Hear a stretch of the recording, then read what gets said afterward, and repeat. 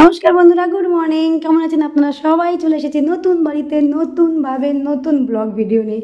তো এবার থেকে সাথে থাকবেন, পাশে থাকবেন, আমার লাইফস্টাইল দেখতে থাকবেন, একাকী জীবনের লাইফস্টাইল। তো যাই হোক বন্ধুরা, আজকে হলো পুজোর পরে, মানে গৃহপ্রবেশ পুজোর পরে ফার্স্ট দিন। তো আজকে আমার ছেলের জন্মদিন, 12ই জুলাই।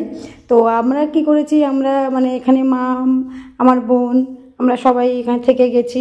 আর যেহেতু থাকতেই হবে, তো ভাবলাম থাকতেই যখন হবে তাহলে কেন আমরা মানে নতুন বাড়িতে বার্থডেটা সেলিব্রেট করব না।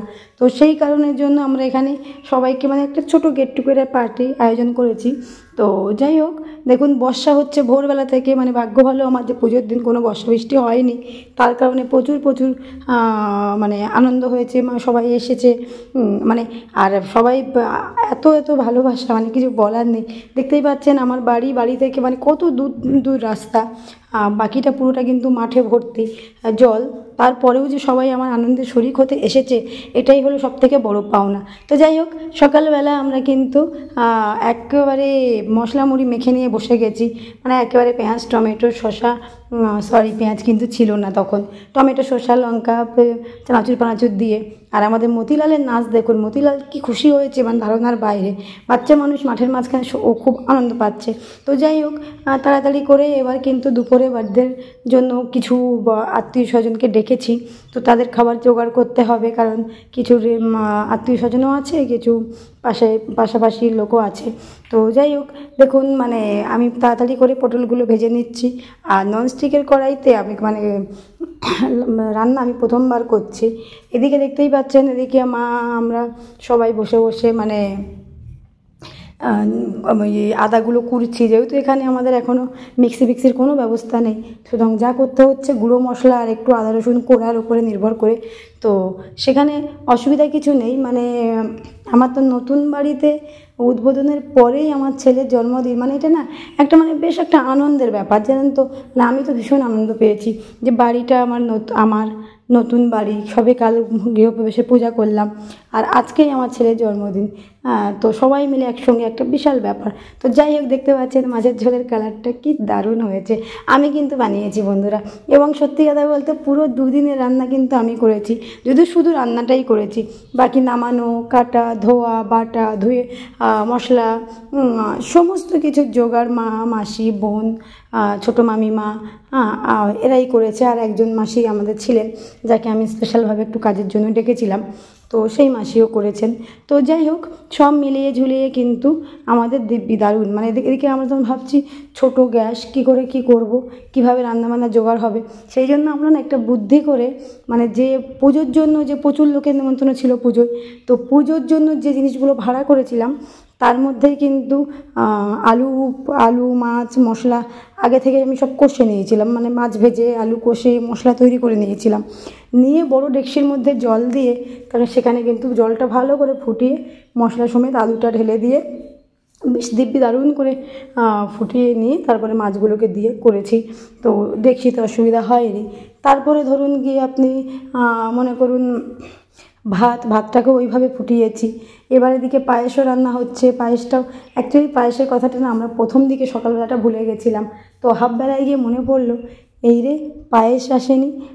তো সেই হিসেবে তো আমরা পায়েসটা দিলাম। এদিকে কী হয়েছে, তুমি এসে গেছো? বাবা দেখুন, আমি পরে দেখাবো, আমার একটা ছোট্ট বাচ্চা আছে যে আমাকে ভীষণ ভালোবাসে, মানে আমার ঘর খোলা দেখে চলে এসছে। কী হয়েছে, তোমার হাতে পায়ে জোক নেই তো? সরে যাও। তো আমি একটা ভিডিও বানাচ্ছি, তুমি এরকম আদর করো না, বসো, চুপ করে বসো।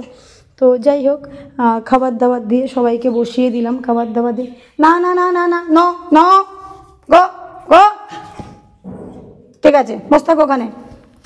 তো মানে আমার আসলে এখানে একটা বাচ্চা আছে, আপনারা ভিডিও দেখতে পাবেন, যাদের একটু আগে খাবার দেওয়া হলো, তাদের মধ্যে একটা বাচ্চা, সে ভীষণ আদুরে হয়েছে, মানে একদম কথায় আমার কাছে এসে বসে থাকে।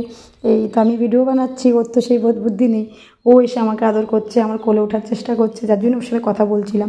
তো যাই হোক, এদিকে আশীর্বাদের খাবার দাবার দিয়ে বসিয়ে দিয়েছি। মানে আমরা না একটা আতপাগল টাইপের ফ্যামিলি বলতে পারেন, আতপাগল। মানে মানুষ সামনে আশীর্বাদের পাত্র দিয়ে আশীর্বাদ করে, আর আমরা খাবার সাজিয়ে দিয়ে আশীর্বাদ করছি। মানে কি অবস্থা বুঝতে পারছেন?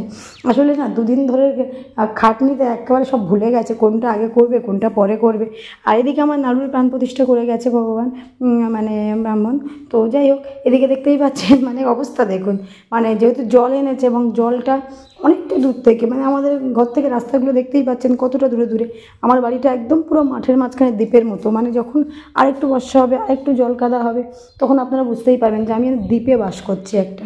তো যাই হোক বন্ধুরা, সেই হিসেবে সব প্রায় রেডি, খাওয়া দাওয়া প্রায় কমপ্লিট। তো খাওয়া দাওয়া সবাইকে যাকে ডেকেছিলাম প্রত্যেকেই এসছে এবং নিজের হাতে রান্না করে প্রত্যেকেই খাওয়ালাম। বেশ আনন্দও লাগছে খেতে, খারাপ লাগছে না। এদিকে মানে মনটাও খারাপ লাগছে যে পুজোর দিন সবাই মোটামুটি ছিল, আজকে জন্মদিন, আজকেও সবাই মোটামুটি ছিল। বিকেল হয়ে আসছে, দেখো মাসি, বোন, আমাদের ছোটো জামাই, সমস্ত ওর ছেলেকে নিয়ে ওরা চলে যাচ্ছে। কিন্তু আমার এখানে বললাম আগেই যে আমার সমস্যাটাই হলো আপনার মাঠের মাঝখানে জলের মধ্যে। তো সেই জন্য ওদেরকে কীভাবে কষ্ট করে আসা যাওয়া করতে হচ্ছে দেখুন। মানে কেউ কলকাতায় বাস করে এত কষ্ট কোনো রিলেটিভের জন্য করবে সেটা তো আমার মনে হয় না। কিন্তু আমার রিলেটিভরা একটু অন্যরকমই। আমার রিলেটিভরা ভীষণই মানে আদরের, ভীষণই অ্যাডজাস্টেবল, ভীষণই আনন্দের, মজার।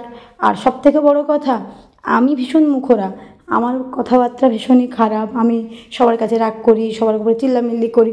কিন্তু যারা আমার রিলেটিভ, যারা আমার বোন, মাসি, মা, ভগ্নিপতি, ভাই, বাবা, মামা, কেউ আমার সাথ ছাড়ে না। এটা হলো ভগবানের একটা অনেক বড় পাওনা। তো সেই পাওনাটা লাইফে সবাই পায় না। দেখো কিছু চলে যাচ্ছে, কিছু এখনও অপেক্ষা করছে যে ওরা বিকেলে যাবে, রাত্রে আমি ওদের বলেছি যে একসঙ্গে সবাই চলে যাস না, তাহলে মনটা খুব খারাপ লাগবে। এই মাঠের মাঝখানে আমি তো একা একা থাকবো বল, তোরা সবাই চলে যাবি। তো সবাই দেখছে, যতক্ষণ না ওরা এ পর্যন্ত পৌঁছে গেল ততক্ষণ সবাই আমরা দেখছি। তো যাই হোক, তারপরে এই যে আমার নারায়ণ অতিথি, বড় অতিথি, এও চলে যাচ্ছে দেখুন। মানে সারাদিন ছিল, সারাদিন। তো মামিমা বলছে একদম আসবি না, কারণ তুই ঘরের মধ্যে ঢুকে যাচ্ছিস, তোর হাতে পায়ে যোগ ভর্তি, সব চলে আসছে আমাদের ঘরে, তো একদম আসবি না। তো ও মামিমার ভয়ে আসতেও পারছে না, আবার যেতেও পারছে না, কিন্তু ওর মজাই আলাদা।